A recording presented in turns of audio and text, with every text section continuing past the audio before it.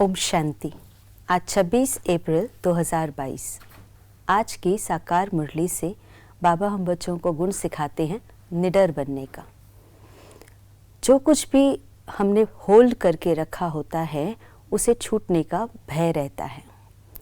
चाहे वो छोटी से छोटी चीज़ हो, स्थूल रूप में हाथ में अगर चाबी पकड़ी है या मोबाइल रखा है, कहीं ना कहीं कॉन्शियसनेस में रहता है ये छूट न जाए।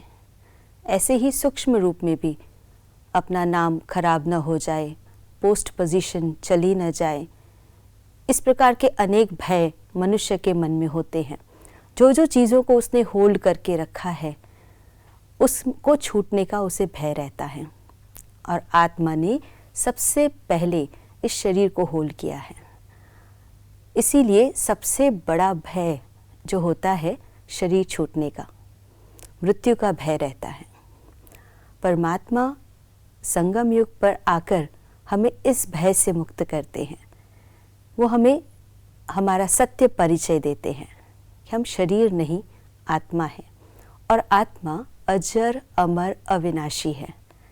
एक शरीर छोड़कर दूसरा शरीर धारण करती है और ऐसे अनेक शरीर धारण करके इस सृष्टि रंगमंच पर पार्ट प्ले करती है।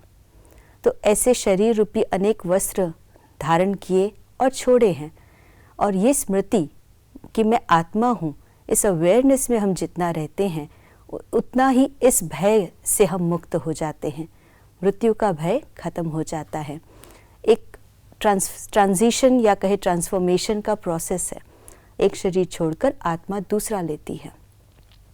इसीलिए आत्मस्वरूप का, आत्मिक स्थिति में रहने का हम अपना अभ्यास बढ़ाते जाए निरंतर रूप में। जितना हम सोल कॉन्शियस रहेंगे तो हमें कोई भी प्रकार का भय नहीं रहेगा।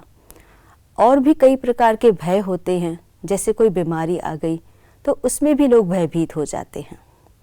अब जो भी बीमारी आदि आई है वो भी कहीं ना कहीं आत्मा के कर्म का भोग है। जैसे एक ड्राइवर गाड़ी चलाता है और एक्सीडेंट हो जाता है तो सज़ा गाड़ी को नहीं लेकिन उसके ड्राइवर को दी जाती है, क्योंकि वो गाड़ी को चला रहा है।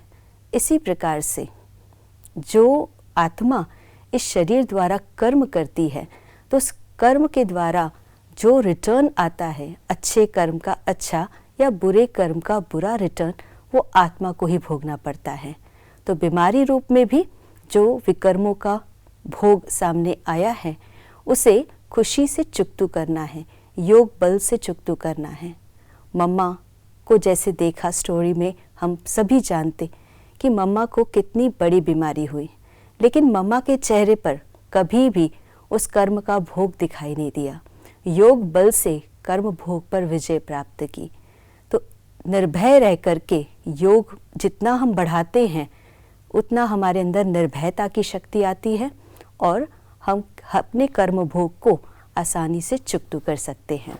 इसलिए आत्मिक स्थिति का अभ्यास बनाएं, योग युक्त रहें और अपने कर्म भोग को चुक्त करें।